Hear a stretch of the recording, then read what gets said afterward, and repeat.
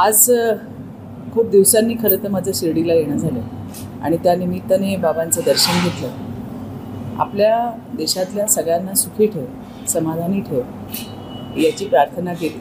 महाराष्ट्रामध्येही सुजलाम सुफलाम असू दे, सरकारला अधिकचं बळ दे, लोकांपर्यंत पोहोचण्याचं, लोकांच्या समस्या सोडवून देण्याचं, लोकांपर्यंत योजना पोहोचवण्याचं, अशा पद्धतीची प्रार्थना आज बाबांच्या चरणी केली। मनोहर जोशींचं निधन झालं। हो, अत्यंत दुःखद अशी घटना आहे। मला वाटतं भाजपा आणि सेना युतीचे पहिले मुख्यमंत्री म्हणून ते त्या ठिकाणी होते। नगरसेवक ते महापौर पदाचा काळ, पुढे आमदार ते मुख्यमंत्री, पुढे खासदार ते लोकसभेच्या अध्यक्षापर्यंतचा राजकारणाचा प्रत्येक टप्पा पूर्ण केलेले अतिशय अनुभवी आणि प्रगल्भ असं एक राजकीय व्यक्तिमत्व आपल्यातनं हरवलं। खरं तर हा महाराष्ट्राचा लॉस आहे। त्यांना मी आणि माझ्या भारतीय जनता पार्टी महिला मोर्चाकडनं, माझ्या परिवाराकडनं भावपूर्ण श्रद्धांजली सुद्धा अर्पण करते। आगामी कालावधीत लोकसभा निवडणुका आहेत, विधानसभा निवडणुका आहेत, महिलांना किती प्रमाणात संधी देण्यात येणार? भारतीय जनता पार्टीचं जर म्हणाल तर नेहमीच महिलांना त्या ठिकाणी संधी देण्यात आली आहे। आजही विधानसभेमध्ये जर तुम्ही संख्यीय बलाबल बघाल तर त्याही ठिकाणी महिला आमदार या सगळ्यात जास्त जर कुठे असतील तर ते आमच्या भारतीय जनता पार्टीमध्ये। एवढंच नाही तर विधान परिषदेच्याही ज्या निवडणुका आत्ताच झाल्या त्यामध्येही एका महिलेला आम्ही त्या ठिकाणी संधी दिली आणि आज विधान परिषद असू दे, विधानसभा असू दे, या दोन्ही ठिकाणी महिलांची संख्या भारतीय जनता पार्टीकडनं मोठ्या प्रमाणात आहे। आता तर शक्तिवंदन विधायक हे त्या ठिकाणी मोदीजींनी आणले, त्यामुळे येणाऱ्या दिवसामध्ये आपल्याला 33% महिला या विधानसभा आणि लोकसभेमध्ये सुद्धा दिसतील। वर्षापूर्वी सोनई येथे घटना घडली, एक 8 ते 9 वर्षाच्या मुलीवर अत्याचार करण्यात आला। यापुढे नेमक्या त्याबाबत काही तुम्ही आपण चौकशी करणार आहात का, त्या ठिकाणी जाणार आहात का? या बाबतीमध्ये समाजामध्ये हे जे विकृत हरामखोर आहेत त्यांना कुठेतरी वेसण घालण्याचं काम हे सरकारच्या माध्यमातून होत आहे। अशा घटना ज्या होतात त्यामध्ये तात्काळ अटक केली जाते आरोपींना आणि त्यांच्यावरती कारवाईसुद्धा केली जाते।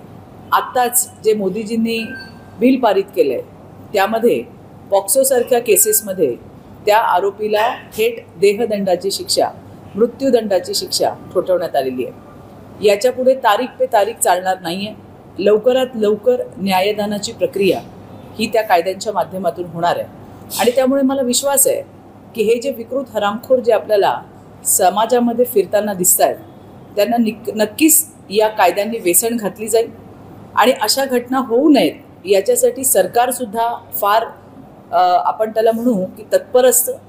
या घटना आमच्यासाठी अत्यंत प्रायोरिटीच्या आहेत।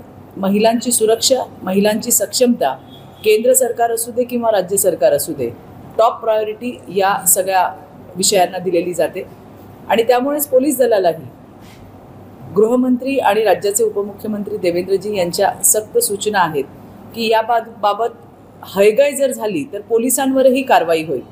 परवा आपण बघितलं असेल की कित्येक पोलिसांना सस्पेंड करण्यात आलं, त्यांनी त्यांच्या कर्तव्यात कसूर केली। एवढंच नाही, पिंपरी चिंचवडमध्ये एक त्या ठिकाणी ट्युशन क्लासेस चालत होते आणि त्या क्लासचा जो संचालक आहे त्याने काही मुलींचं शोषण केलं, त्याला शिक्षा तर झालीच झाली, त्याचा जो क्लास होता किंवा तिथलं जे काही स्ट्रक्चर होतं ते सुद्धा बुलडोझरने पाडण्यात आलं। कुणालाही पाठीशी घालण्याची सरकारची भूमिका नाही आणि महिलांची सुरक्षा ही आमच्यासाठी टॉप प्रायोरिटी आणि अजेंड्यावरचा विषय आहे। या पुढील काळात काही नवीन कायदा महिलांसाठी लागू होणार का? नाही, मला वाटतं की याच्यासारखा चांगला कायदा दुसरा काय असेल की ज्या वेळेला एखाद्या महिला मुलींवरती अत्याचार होतो त्यावेळेला या देशातली प्रत्येक बाई हिचं मन आक्रंदत असतं की यांना फाशीची शिक्षा द्यायला पाहिजे आणि देशातल्या या ताईचा, या बाईचा, या माईचा आवाज हा मोदीजींनी ऐकलाय आणि जो नवीन कायदा आणलाय त्यामध्ये थेट मृत्यूदंडाची शिक्षा असल्या हरामखोरांना देण्यात येते आणि मला विश्वास आहे की यामुळे हे जे काही प्रकार आपल्या समाजामध्ये घडतायत ते कुठेतरी कमी व्हायला मदत होईल। एबीपी माझा, उघडा डोळे बघा नीट।